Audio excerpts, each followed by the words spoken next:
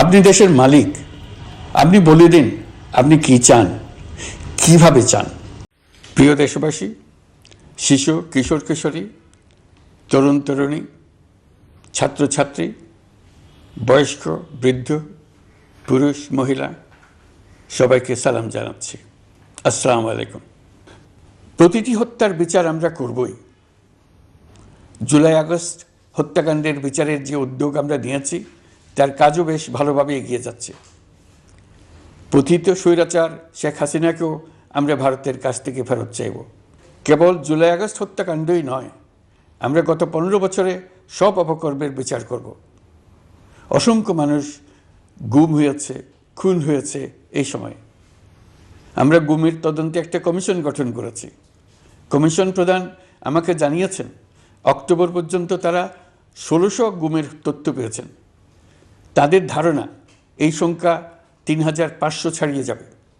অনেকেই কমিশনের কাছে গুমের অভিযোগ করতে ভয় পাচ্ছেন, এই ভেবে যে অভিযুক্ত ব্যক্তিদের দ্বারা তারা আবার আক্রান্ত হতে পারেন, ক্ষতিগ্রস্ত হতে পারেন।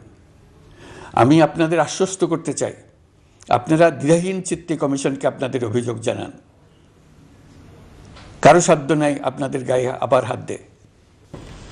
নির্বাচন কবে হবে এই প্রশ্ন আপনাদের সবার মনেই আছে, আমাদের মনেও সারাক্ষণ আছে। আপনারা লক্ষ্য করেছেন নির্বাচন আয়োজনের লক্ষ্যে আমরা প্রয়োজনীয় পদক্ষেপ নিতে শুরু করেছি। নির্বাচন কমিশন ভোটার তালিকা হালনাগাদ সহ আরও কিছু কাজ শুরু করে দিতে পারবে, যা একটা অবাধ নির্বাচনের সাথে সরাসরি সম্পৃক্ত। প্রথমবারের মতো প্রবাসী বাংলাদেশিরা পোস্টাল ব্যালটের মাধ্যমে যাতে তাদের ভোটাধিকার প্রয়োগ করতে পারে সে লক্ষ্যেও সরকার কাজ করছে। প্রথম 6টি সংস্কার কমিশনের মধ্যে একটি হলো নির্বাচন সংস্কার কমিশন। নির্বাচন অনুষ্ঠানের জন্য এই কমিশনের সুপারিশমালা অত্যন্ত জরুরি। তাদের প্ল্যাটফর্মে যান, আপনার মতামত খোলাখুলিভাবে তুলে ধরুন। আপনি দেশের মালিক, আপনি বলে দিন আপনি কি চান, কিভাবে চান। নির্বাচন নিয়ে আপনাদের সকল বক্তব্য বিনা দ্বিধায় বলতে থাকুন। আপনার মনের কথা তুলে ধরুন। আমার অনুরোধ, সংস্কারের কথাটাও একই সঙ্গে বলুন। সংস্কারকে পাশ কাটিয়ে যাবেন না।